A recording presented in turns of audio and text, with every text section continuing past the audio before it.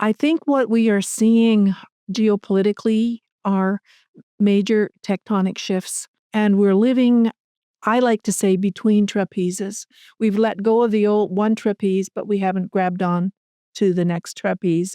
And we're living in a period of great uncertainty.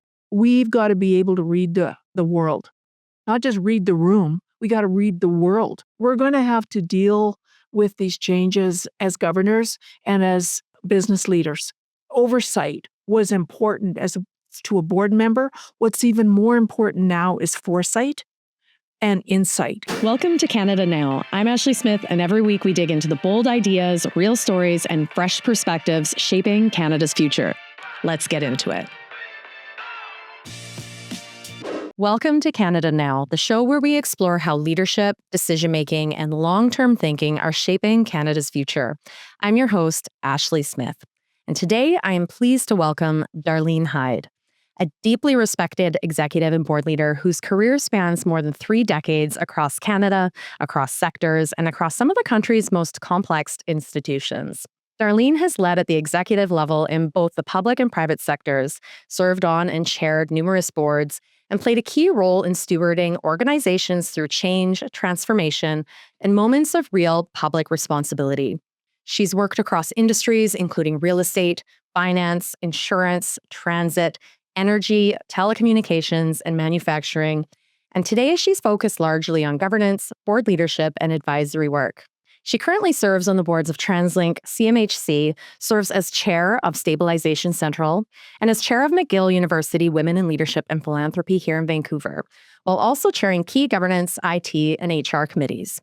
She's an ICD.D and was just named a 2026 ICD Fellowship Award honoree, the Institute of Corporate Directors' highest honor, recognizing an extraordinary contribution to governance in Canada. What I've always appreciated about Darlene is that she brings both long-range perspective and very practical wisdom to leadership. She's described herself as both a builder and a turnaround architect, and I'm really looking forward to exploring what she's learned about governance, leadership, and the future of decision-making in this country. Darlene, welcome to Canada Now. Thank you, Ashley. I'm delighted to be here. I really appreciate you being here. I think we scheduled this conversation at a very important point in time. And I don't know that I really even realized that when we first put it in the calendar. There's a lot going on in Canada today for our audience. Just for reference, it's January 21st. So we've had a lot going on this week. What I'd love to know, just to get rolling, you've led and governed organizations through multiple cycles of change. When you look at where Canada and the world is right now, what feels different about this moment? Well, boy, that's a good question. I think what we are seeing geopolitically are major tectonic shifts, and we're living, I like to say, between trapezes. We've let go of the old one trapeze, but we haven't grabbed on to the next trapeze, and we're living in a period of great uncertainty. And I think it's going to be that way for a while until things settle down into some kind of organized fashion. I'm thinking as board members, we've got to be able to read the world, not just read the room. We got to read the world, because many of our organizations are downstream of these changes that are happening. Those changes are happening upstream, but they're going to affect all of our organizations.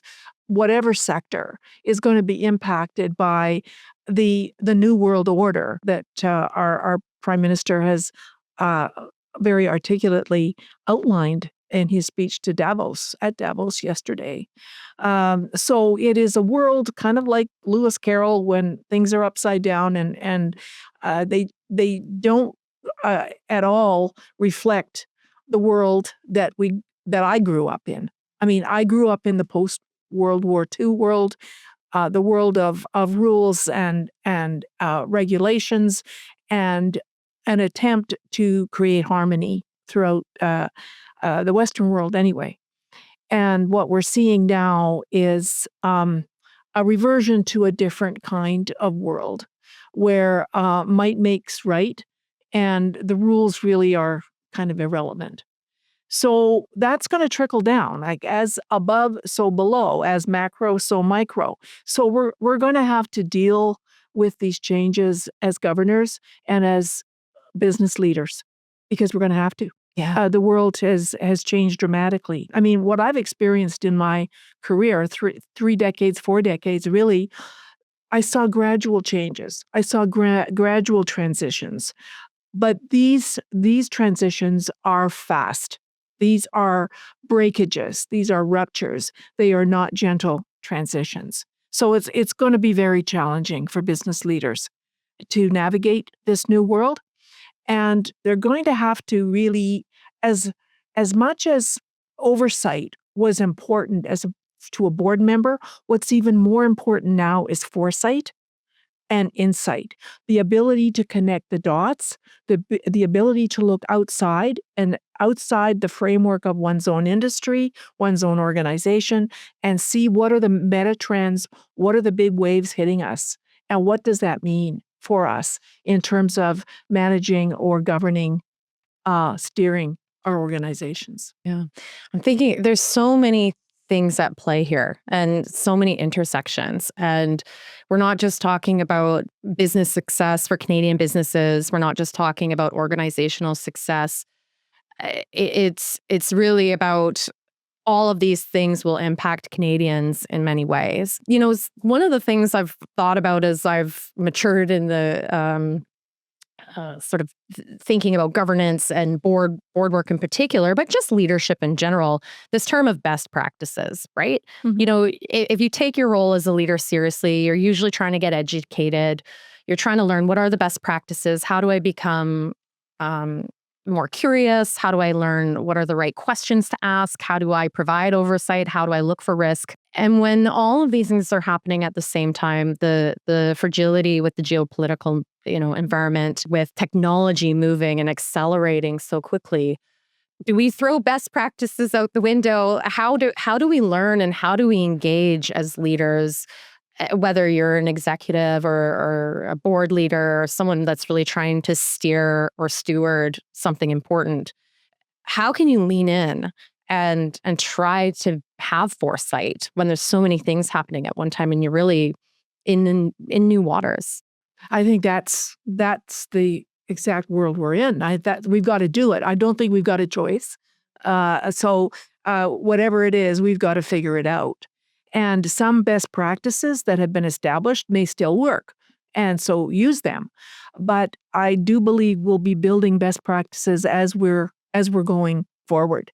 I don't think we've got a map or a key to navigating the future. And there's no recipe book or set of directions that are going to help us. I do think we need to stand by our principles. As the Prime Minister indicated, principles are important.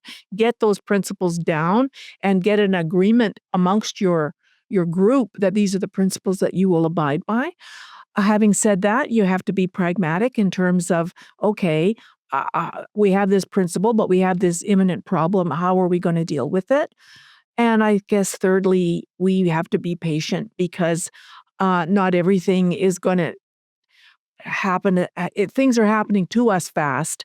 I don't know that we can act on the world as fast as we want to sometimes. So I do think we've got to be uh, uh, kind of cool as a cucumber in a way. Do not get flustered. Do not get flummoxed, and try to figure this out. But also, you use the knowledge that we have amongst us. I think I heard the Prime Minister say fortresses will not help us, and I think individual fortresses will not help us. So what we've got to do amongst the like-minded people is collaborate, cooperate, figure this stuff out together, because we are in an emergency situation. So I think if we can work together, both individually in groups, between organizations, between provinces, between countries, that has to be the watchword. It's a team effort here. It does make me think about hard decisions and being willing to make hard decisions and kind of recognizing that that's the moment. And I think especially, this may not be fair. It's a bit anecdotal, but as Canadians, we can be pretty risk adverse. it isn't that abnormal to shelve hard decisions. Right. If you were speaking to somebody who was in a room, let's say the chair of a board who needs to navigate a very difficult decision that has all of these variables, what sort of key questions would you have in mind? How are you, what if you weren't clear on your principles going into that conversation? How do you come together on what those principles even are? Well, it means an intentional conversation right up front. But I do think Canadians as a whole, very polite, as you say, very risk averse, very go along to get along, very uh, uh, they, they don't want to rock the boat or create conflict. And I don't think that characteristic in our DNA is going to help us. What I heard yesterday, again, the speech from the Prime Minister is still very fresh in my mind. And I think I heard him say something like compliance doesn't buy safety. Well, silence doesn't solve problems. And silence won't bring about solutions. So you have to name the problem and then agree to find the best set of solutions for it. Oftentimes, what I find on some boards is, yeah, well, we know that, but we just put up. We put up and shut up with less than optimal situations because, again, the fear of conflict, the fear of speaking up. And I think we've got to learn how to speak up with politeness and with respect. I don't think it's a license to be disrespectful. But if something isn't working for you, don't stay silent because it's probably not working for others.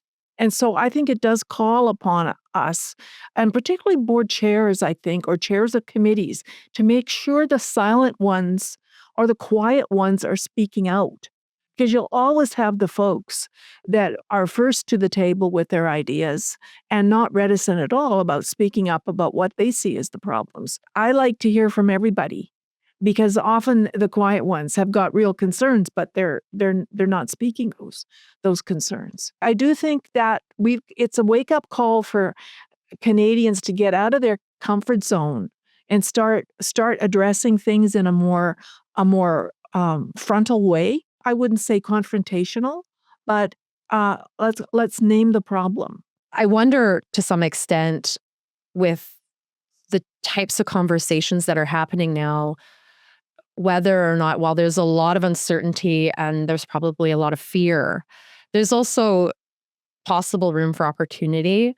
And I think that, again, like not to get into politics, but it seems like there's an appetite in Canada right now to reflect upon policies, regulations, and different things that might be getting in the way of innovation and moving things forward. And that there's a real stepping back to reflect on what can we change and what status quo sorts of environments are we willing to shift because we're ready to move into the next chapter for Canada. And so when you're thinking from that sort of opportunity lens, what would you encourage, for example, your peer group to be thinking about in this very strange time in terms of silver linings? There's some opportunities I see for an organization that I work with, Stabilization Central. They have a provincial mandate. I do think what they offer could be offered across Canada. So I think there's room for ambition in terms of taking the offerings that an organization may have and widening the market. There may be an appetite for more provincial harmonization, so there's an opening for that, as opposed to, no, we do things differently in each province, so stay in your province. So I do think there's an opportunity for organizations that are doing well in a particular jurisdiction of Canada to look at the rest of Canada as potential market. I think there's opportunities to reduce bureaucracy. I think there's opportunities to think big and to look at infrastructure building and building out. That's definitely a theme of this government, to put investments in infrastructure. Not only does it benefit the population, it puts people to work, huge investments. We can use Canadian steel, Canadian cement, Canadian material, and become our own customer as opposed to finding it from other places. So there's opportunities, I do think, to grow, to think bigger, and to think quicker. and faster. And so I see a lot of upside opportunity. And I think it gives us as Canadians kind of like a sense of, hey, we can do it. We can do it. I think we've lived in the shadow of larger countries and maybe have been complicit in this kind of power imbalance that has happened. We've been maybe a little complacent because geography seems to trump everything, and it's easy to trade with somebody who's 20 miles away versus across an ocean. So I do think we got to sit up and say, hey, we're one of the most educated populations in the world. We've got the moxie, we've got the know-how. Let's do it. And there does seem to be a stronger sense of desire for collaboration too at this moment. I am wondering, you're in rooms with leaders from across the country, across different sectors, and it's probably a little too early to ask the question of what's the pulse right now given the nature of the Davos speech. But do you have a sense of where senior executives and senior board leaders, how they're feeling and what they're thinking about in 2026 right now? Are you getting feedback from your peers? I don't know, beyond my immediate circle. It's been the last few months have been so compressed, but I would say I look back at what the word crisis has danger and opportunity. So I do think if you wanted to sum up what people are feeling, they're feeling anxious. There's no question about that. But they're also looking at, okay, what can I do? What are the opportunities here? But there's no denying that anxiety has gripped I would say, many Canadians. All you have to do is turn on the news for 10 minutes, and so, you can't deny that.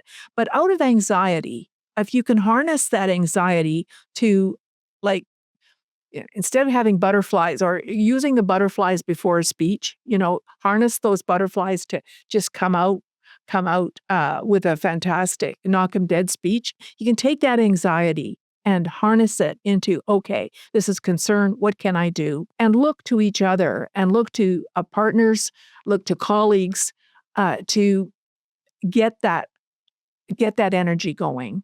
So that's what I'm picking up. It's certainly it's ambiguous. It's not, hey, down in the dumps, but it's like, okay, we've got an issue to deal with, and we better figure out pretty fast how to deal with it. I'm curious what you're thinking about when it comes to the next generation of leadership, and in particular, board leadership. I'm wondering whether or not diversity of, say, age and experience matters in the context of where we are today. What's framing your thinking around board composition right now, and with all of these things going on? I'm going to digress for a second here. It feels like you really need that calm, steady hand. You need the people who've been through things, but you also need maybe a little bit of new energy, but also even maybe naivety.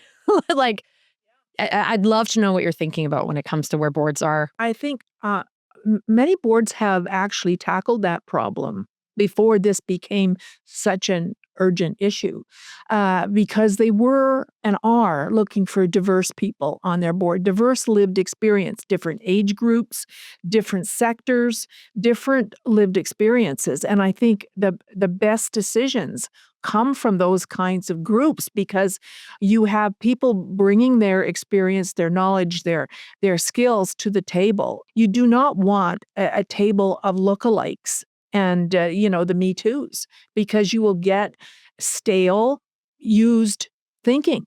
You will not get fresh thinking. It'll be same old, same old. Hey, we did that back in '98, or '08. It might work now, as opposed to, well, let's see some other perspectives. People that don't know enough to know what can't be done. Like you say, the naivete. I do think the best boards I've been on have not been homogenous.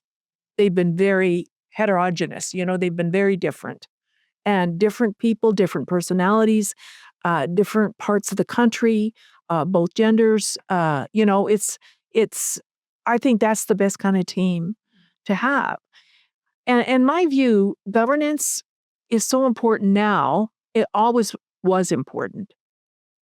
And it continues to be really important for, I think, one reason.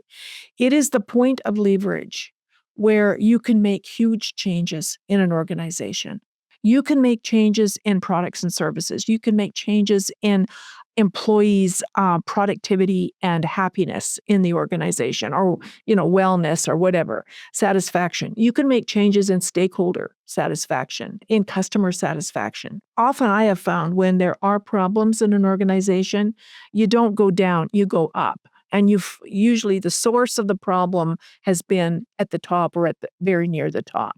So I think an organization, the governance of an organization, and certainly the senior executive team are the place where if you can make good changes, that can ripple out to better organizations, better societies, and better countries. I think it's really important right now that governors take this job very seriously. I think they do, but take it seriously, because here's an opportunity, here's a perch from which big improvements can happen, and big moves, not just incremental changes, but major changes can happen in our organizations and our societies. Do you have any thoughts on how someone in that role who maybe is feeling overwhelmed or confused by all of the things that are happening at the same time, are there any ways for professional development or self-improvement, ways to show up better in this time that matters? Are there any things that you recommend to people that are trying to improve their impact at the board table? I think I referred to it before. Speak up. Speak up. Because as Canadians, it's always, hey, I'm lucky to be here, and I'm sure you guys know more than I do, and I'm new, and what do I know, and I won't speak up. No. Speak up. And I think that's why boards want new and different people on their boards with different experience. The purpose of you having that seat on the board is to bring whatever you have, whether it's lived experience or business acumen in a particular sector, to the table. And that's the expectation. And what are you thinking about when it comes to technology? I mean, it obviously depends what sector you're in and what sort of organization you're leading. How does the acceleration of technology, the acceleration of risk and opportunity, kind of all at the same time, how does that play into these conversations right now in an effective and meaningful way? Yes, I mean, I look back at my career and I've seen technological changes, but nothing like what we are going through now. The scale, the breadth, and the speed of tech change, and AI in particular, and how we can master that or govern it to improve our lot, to improve things and manage it from a risk perspective. I do think we need really good technical people at our disposal. We need them close to us. We need big thinkers to know how this is going to be used. But the technical literacy of everybody is important. Like I've heard boards say, well, we should bring somebody on the board who knows something about AI. Yeah, okay, I'm all for that.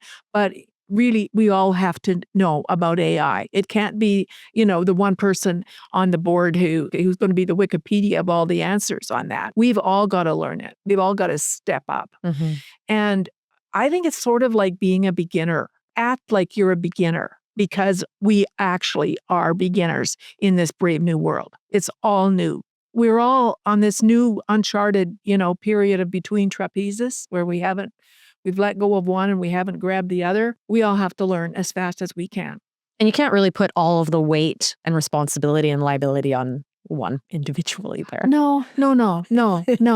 So no, I see it as there are people there. I mean, there's a whole new generation coming. These generations that are coming up, they're digital natives. They're immersed in these kinds of things.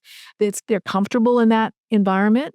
So I've got a lot of hope for the next generation. I find them very innovative. They're much smarter at a certain age than I ever was. Okay, so I've got great hope and confidence in the coming generations. I've been taking an innovation governance program, and one of the things that I hadn't really thought about in any real way, just given the sort of limited experience that I've had, is, it's great to have folks who understand technology on a board, for example, and understand the questions to ask when it comes to risk, because I think there's so many new risks now, clearly, obviously, when it comes to data and intellectual property, privacy, the sort of knowing where to take risks. I think my thinking going into some of this learning was how to look for the risks and how to ask the questions around that part. The feedback I got, because this is more folks dealing in scale up types of organizations, is how can Canadians learn how to take more calculated risks where they're aware of what they are, but help move, whether it's a business or an organization, forward without waiting too long to be competitive, for example. I don't want to ask you to speak directly to the work you do, but even I think about TransLink as an example. And by the way, I'm coming from complete ignorance. I don't know what's on the table. I don't know what TransLink is talking about right now. But this is where like big decisions have to be made. Big things have to happen. And how do you frame risk with needing to get things done? Well, it's not just it's any board. They're looking at an array of risks, and it's wise to plot them in terms of you've got risks that if they happen, so what? You need to triage the risks in terms of what are the high impact ones and the high likelihood of occurring ones. Then once you've got that set of really big, watch these risks, then you look for ways of mitigating them. Maybe there's insurance. Maybe there's things you can do to reduce the risk. Maybe you can accept the risk. There's all kinds of things. And then you determine what's the risk of not doing anything. So, and oftentimes the risk of just sitting pat because you have a risk and not doing anything is greater than taking a calculated, educated risk. There's risk in living. There's risk in action, but it's the thought process and again, around the table, people finding ways of, okay, if we did that, then this. So it's a conversation, and it's a sobering conversation.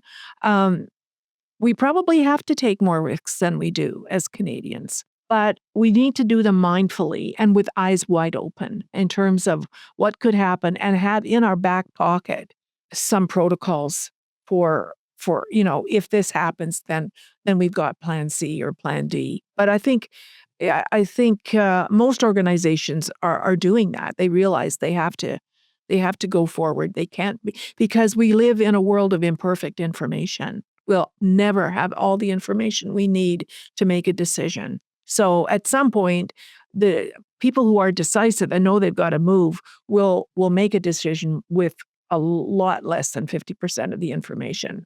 And they're reading the world. They're reading things in the environment and taking bets on it, but not in a rash way, hopefully. Yeah. Yeah.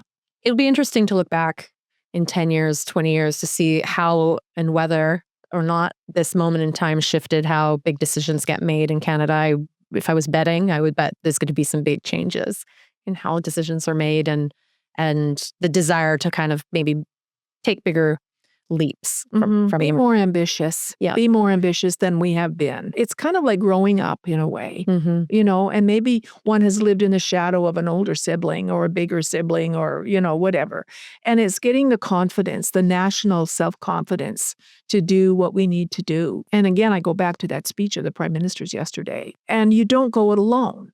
You, as a mid-power, you find like-minded partners, whether in Europe or in Asia or wherever, people who want to do similar things and who are willing to trade with you, who need things from us and we need things from them. So it's a very dense network of interrelationships. And I think, again, it's as above, so below. We've got to look at those kinds of things in our own lives. What can we do in our own lives to kind of put that into action? Yeah. Yeah. I would like to quickly touch on what resources you think are out there for folks who are trying to level up. Like, things are changing fast. I think governance practices and the types of questions we need to ask are changing. Whether you're an emerging leader and someone stepping into or hoping to step into board leadership roles, or someone that's maybe been serving for some time but would like to strengthen their skill set. What you're an ICD.D, Mhm. so I'm hoping you can help inform the audience what tools and resources there are out there that you've found valuable. Well, ICD has got a very good repertoire of resources. You can take the ICD itself, which is a year's investment.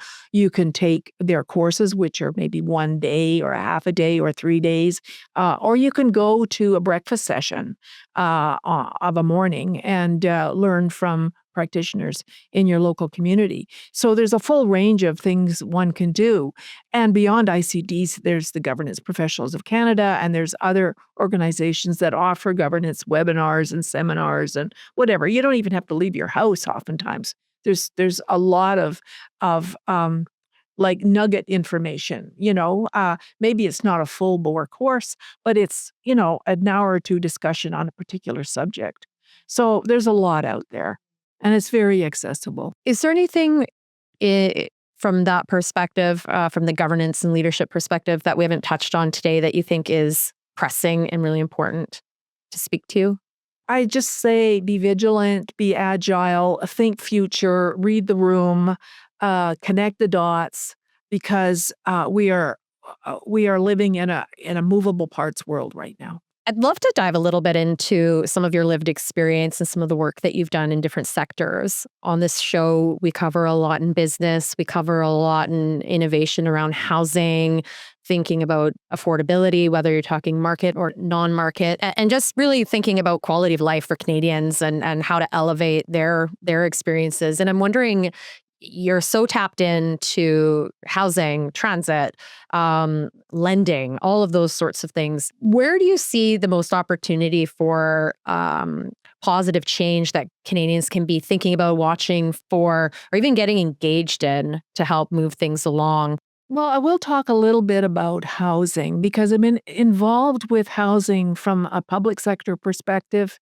as well as private sector, from the private sector as well. Actually, I was involved back in the day when the federal government did provide social housing, what we called social housing then, at 75 cents for federal dollars and 25 cents for provincial dollars. And there was a lot of very affordable social housing projects built at the time. Then the federal government got out of that, and we are now living with a huge deficit in terms of the units needed that I would call in the very affordable space. So this is what like Build Canada Homes has been established, and they are looking at mass timber. They're looking at prefab, robotic assemblies, ways to build homes that is different from how they've been built in the past. Number one, we don't have the tradespeople. We don't have enough tradespeople to build them in the way that we did, and it was a long time consuming process. And so what we have now is, a lot of focus on factory built homes and fast assembly and quick occupancy. I was in PEI in August. I saw a 7-story senior citizens facility going up, and it was all assembled. And they were doing the internal work, the plumbing and the electrical. And by October, that facility, which was, I know, several hundred units, was going to be occupied. Wow. So this is the kind of speed that we need right now in terms of making up for the years that we weren't investing in that. That's what I see from certainly on the social end of the spectrum and the affordable, and there's huge affordability issues in this country. In this market, a house is like 7 or 8 times or 10 times somebody's income. It's just out of whack. The price of housing is out of whack with the incomes here. It has turned off a whole generation or two of young people who can't find the homes they want, can't afford the homes they want. They're living with others in groups. They've left the province. It is it's a really serious situation. I look at the current market right now, and again, this is the downstream impact of the upstream trade war and all of that stuff. People, the buyers are saying, do I really want to invest in a major purchase right now? Do I want to buy in this period of uncertainty?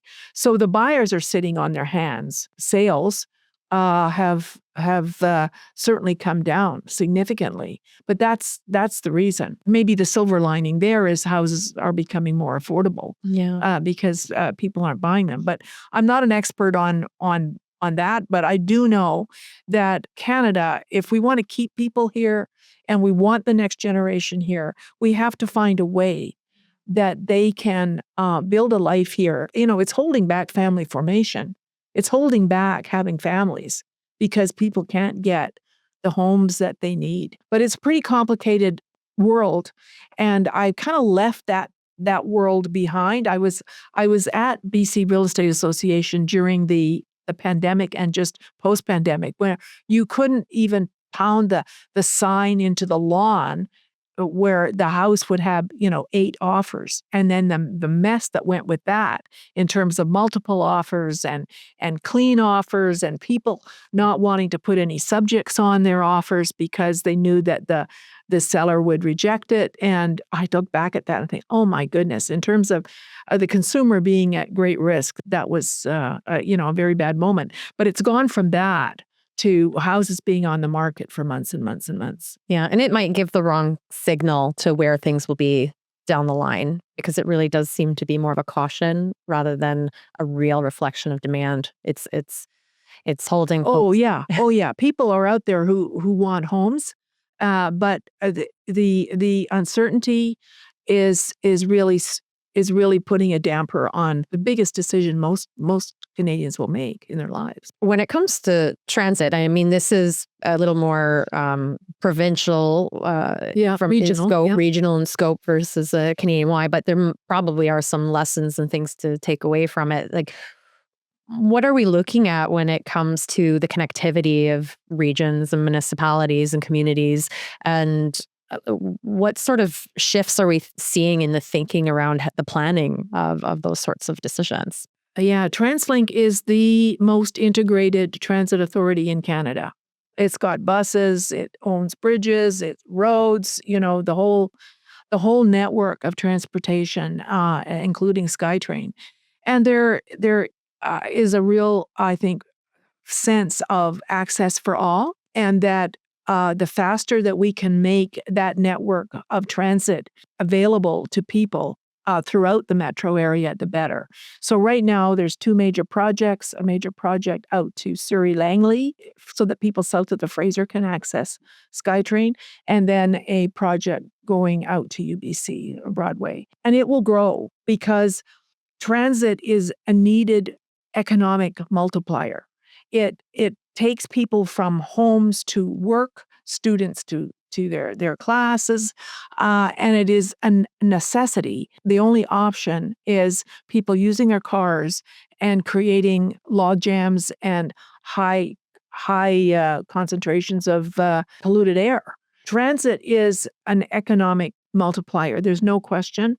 And what TransLink is doing now is it's got its own real estate division so that it is developing projects close to transit so that people actually, if they're so inclined, can actually not have a car. They can use Ubers or other kinds of rent-a-vehicles or that kind of thing, and they can use transit to get around, work, play, live.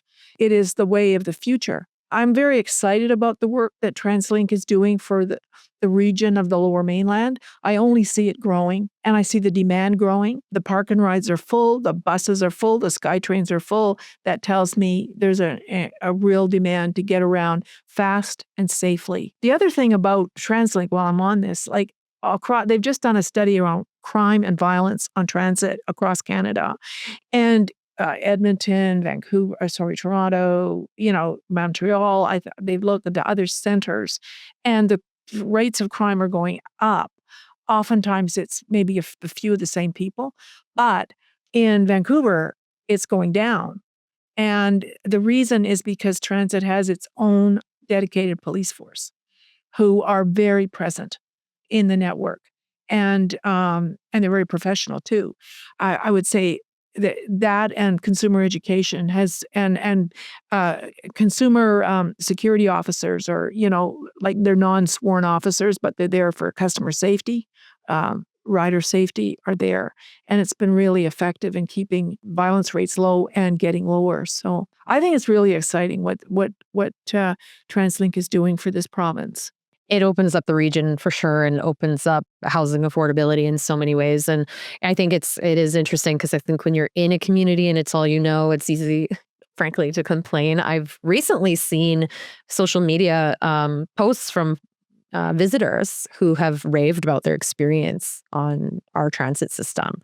So, I mean, that's interesting to hear. And the other challenge with TransLink is they have to plan for these kind of once-in-a-lifetime events. So Taylor Swift and coming up FIFA this year. So TransLink's got a plan for that. Yeah, no kidding. No kidding.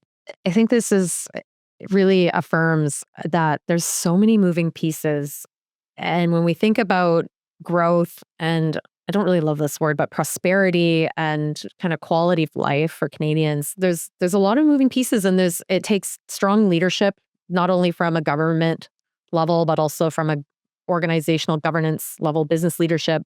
And in some ways, I think it also speaks to the maybe shifting mindset of everyday Canadians in some ways too, like how they spend their money, how they support or not support changes in their communities. Are they getting in the way of needed change? Can they help move things along more quickly so they don't complain that it's been X number of years since whatever project's been completed? And so I think there's really a call to action happening right now for all of us to try to stand up and put, in some ways, politics aside, and really think about, like, how can we strengthen our communities? Right. I do. I feel that. I mean, even in the whole housing and real estate sector, I've seen a big change just well, we've been in Vancouver for 30 years.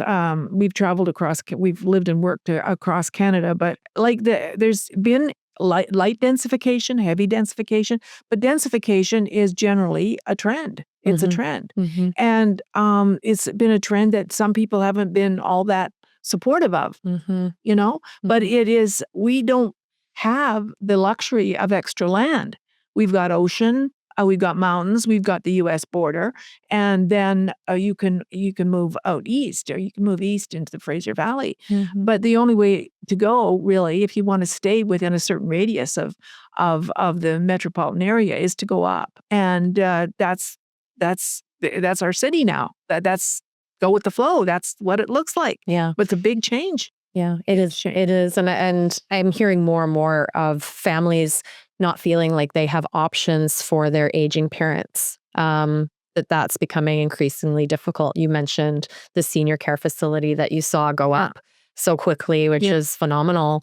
And you think, if the younger generation doesn't have an extra bedroom, if that's the only option to have family move in together to stay in the same community, like it's almost impossible.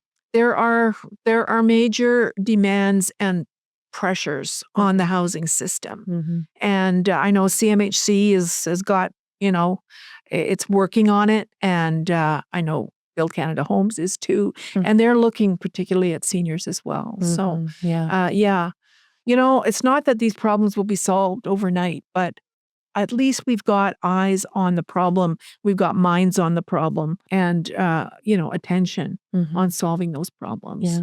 With that being said, is there anything you're feeling a little bit optimistic about today when you're thinking, maybe let's bring it back to governance and leadership and organizational leadership? Is there anything that has you feeling like good things might be ready for us in the next few years? I'm overall an optimistic person. Basically, I do think we've got an incredibly positive and energetic and intelligent upcoming generations. They won't let us down. They will not let themselves down. I look at, I'm so proud of our granddaughter. She's at Royal Military College, Kingston, in her second year of officer training. She's, doing well, but she's, energized about being in the Canadian military. It's really exciting to see that. I'm really impressed. So yeah, I mean, I see Canadians as being can-do people, and when push comes to shove, they really show up. Yeah. So yeah, I'm very optimistic about the future. Yeah.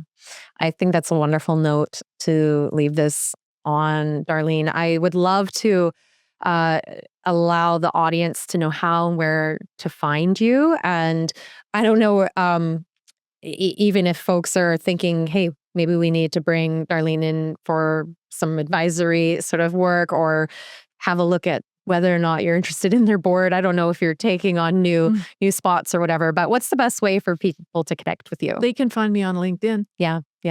Okay. So I'll make sure to link your LinkedIn profile in your show notes. And I really appreciate you being here on Canada Now. I think this was, as I said, a bit of an unexpected, timely conversation. I hope it resonated with listeners. And listeners, if you found it interesting and you want to spread some thoughtful information and voices to be listening to, please forward the episode along. So if you're listening on audio, please subscribe and maybe review the show. If you're listening on YouTube and watching on YouTube, please subscribe. And if you're not, check out YouTube. And that's it for today. Thank you, everybody. Thank you for joining us on Canada Now. Thank you, Ashley.